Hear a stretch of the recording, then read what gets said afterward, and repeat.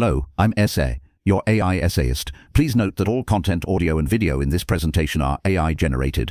As AI can sometimes produce inaccuracies, I encourage you to verify any factual information presented. With that in mind, let's begin. The life cycle hypothesis of saving, articulated with precision by Franco Modigliani in 1974, represents a watershed moment in economic thought, fundamentally reshaping our understanding of individual consumption and saving behaviors within a multi-period framework. This essay offers a critical examination of the claims advanced within Modigliani's seminal work, meticulously probing its arguments, frameworks, and empirical support. We will proceed through detailed analysis, scrutinizing specific arguments, theoretical underpinnings, and evidence presented, while accounting for the intellectual climate surrounding its publication. Section on Foundational Assumptions of Basic Model. Modigliani initiates his analysis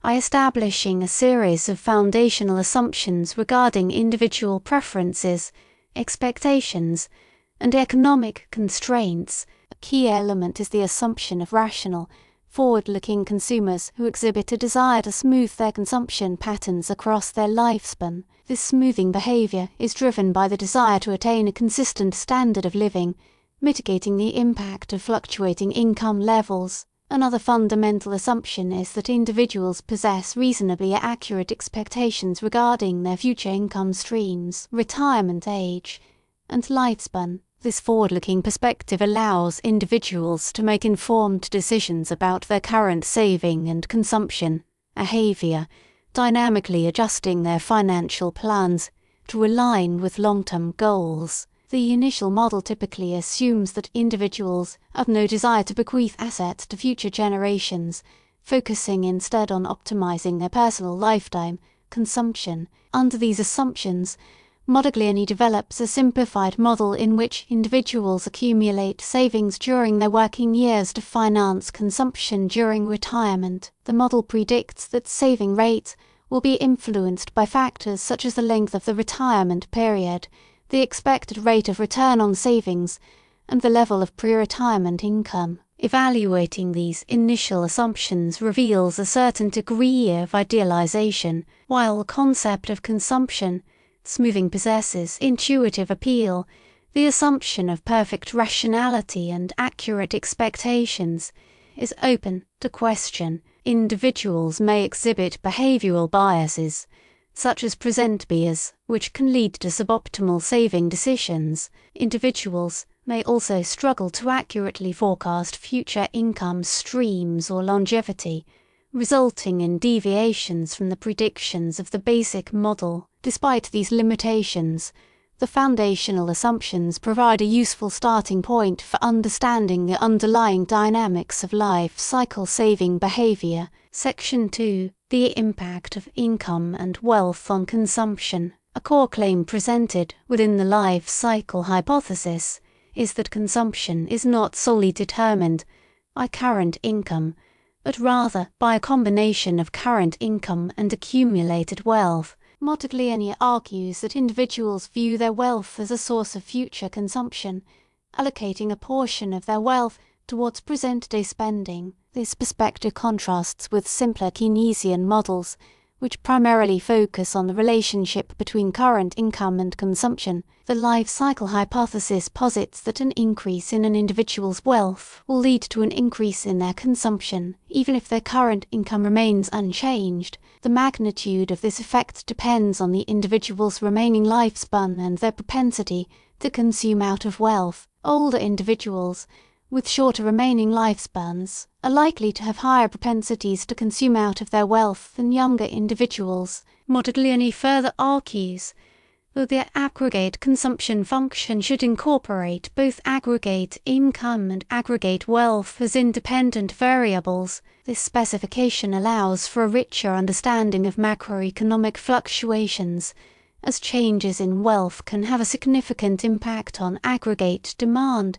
independent of income variations. Evaluating this claim requires an examination of the empirical evidence. A vast body of literature has investigated the relationship between wealth and consumption with mixed results. Some studies have found strong support for the life cycle hypothesis, demonstrating a significant positive relationship between wealth and consumption. Other studies have found weaker or less consistent results, suggesting that other factors, such as credit constraints or precautionary saving motives, may also play a significant role. It is also important to acknowledge that measuring wealth accurately can be challenging, as wealth includes a wide range of assets, some of which are difficult to value precisely. The relationship between income and wealth is intricate. High-income earners often accumulate considerable wealth, creating a complex interplay between these factors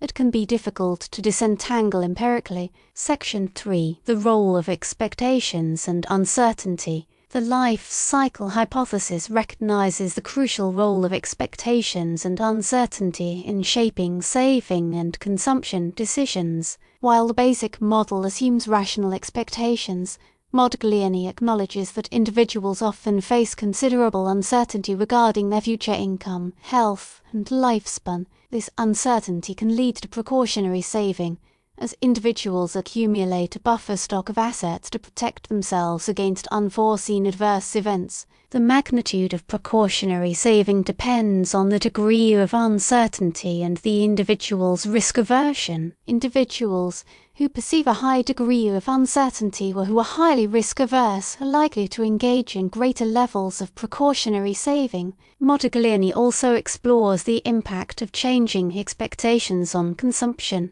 patterns. If individuals become more optimistic about their future income prospects, they are likely to increase their current consumption, even if their current income remains unchanged. Conversely, if individuals become more pessimistic about their future income prospects, they are likely to reduce their current consumption and increase their saving. Evaluating the influence of expectations and uncertainty presents significant challenges. Measuring expectations directly is notoriously difficult, as individuals may not be able to accurately articulate their beliefs about the future. Economists often rely on proxies for expectations, such as consumer confidence indices or surveys of business sentiment. These proxies provide an indirect measure of expectations but may not fully capture the nuances of individual beliefs. Furthermore, identifying the causal impact of expectations on consumption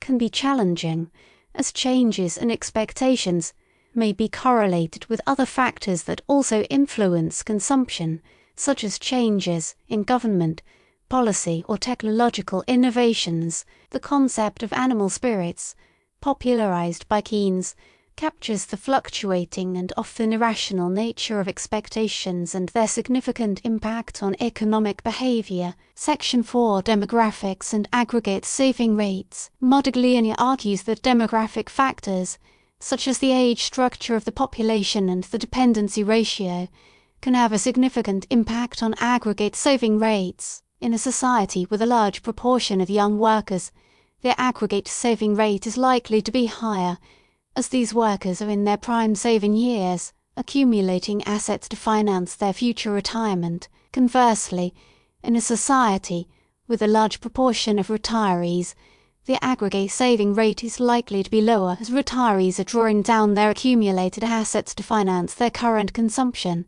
The dependency ratio, defined as the ratio of dependent children and retirees to the working-age population, provides a summary measure of the demographic burden on the working population. A higher dependency ratio implies a greater burden on the working population to support the consumption of dependents, potentially leading to lower aggregate saving rates. Modigliani uses this framework to explain cross-country differences in saving rates, arguing that countries with more favorable demographic profiles tend to have higher saving rates. He also uses this framework to predict the impact of population aging on future saving rates, suggesting that as societies age, aggregate saving rates are likely to decline. Evaluating the demographic argument requires an examination of the empirical evidence on the relationship between demographic factors and saving rates. Numerous studies have investigated this relationship, with generally supportive results. Countries with older populations tend to have lower saving rates, Although the magnitude of this effect varies across countries, it's important to recognise that demographic factors are not the only determinants of saving rates. Cultural norms, institutional arrangements, and government policies can also play a significant role. Furthermore, demographic transitions can have complex and unexpected effects on economic behaviour. For example, as life expectancy increases, individuals may choose to work longer and save more, offsetting the negative impact of population ageing on saving. Section 5 Social Security and Government Policy. Modigliani dedicates significant attention to the impact of social security systems and other government policies on saving behaviour. He argues that social security, by providing a guaranteed stream of income during retirement, can reduce the incentive for individuals to save for their own retirement.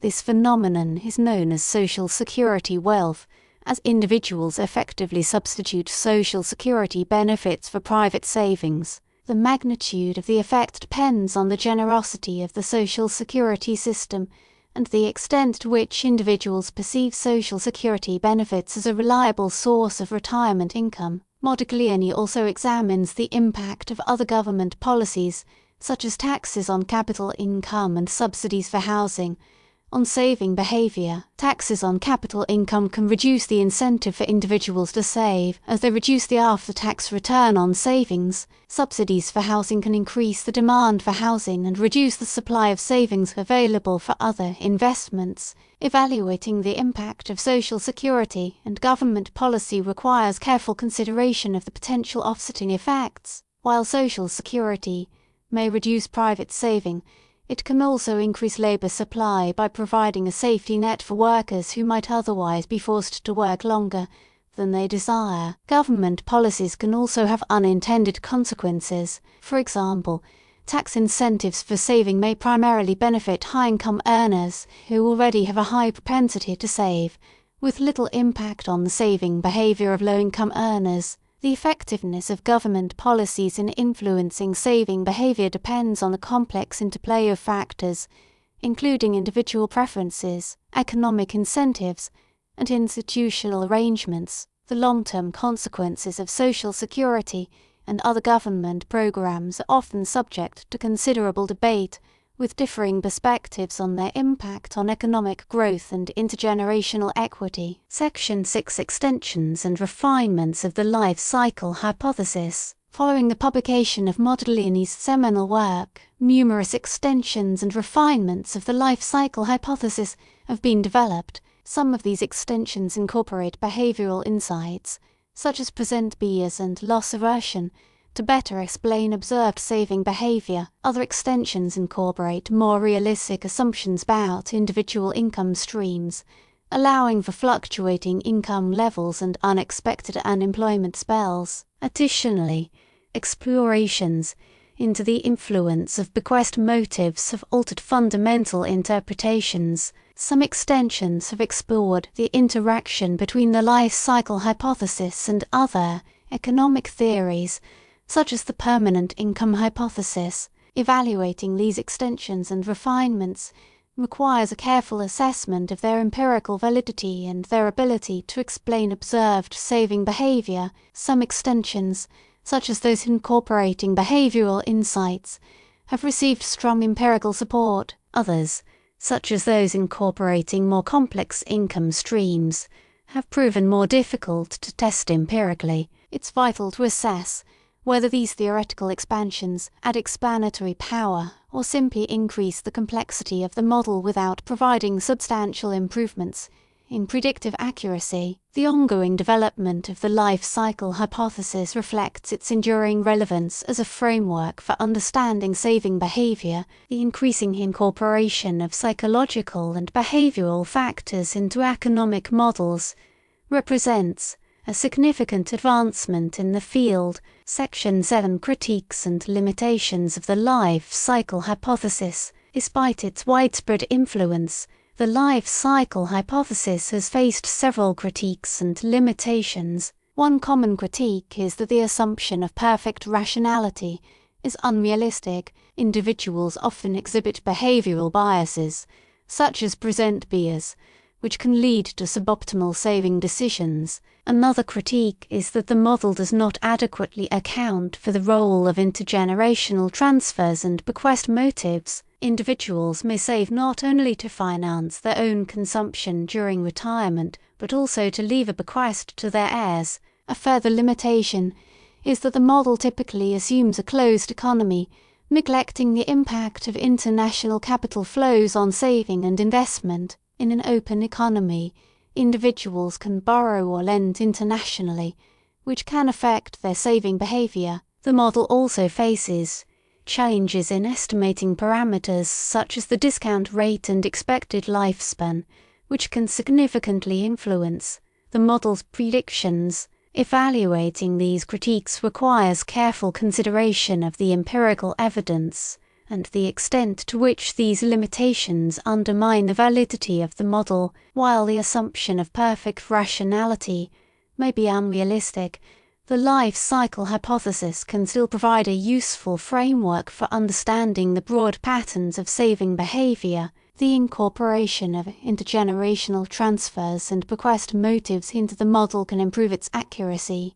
The increasing integration of open economy considerations into macroeconomic models has addressed some of the limitations of the closed economy assumption. The ongoing refinement of the life cycle hypothesis, addressing its limitations and integrating new insights, solidifies its ongoing relevance. Section 8. The legacy and enduring relevance of the life cycle hypothesis. The life cycle hypothesis has had a profound and lasting impact on economic thought. It has provided a comprehensive framework for understanding individual saving and consumption behavior, incorporating factors such as age, income, wealth, expectations, and government policies. The hypothesis has influenced a wide range of economic research, including studies of retirement planning, social security reform, and macroeconomic policy. Its enduring relevance stems from its ability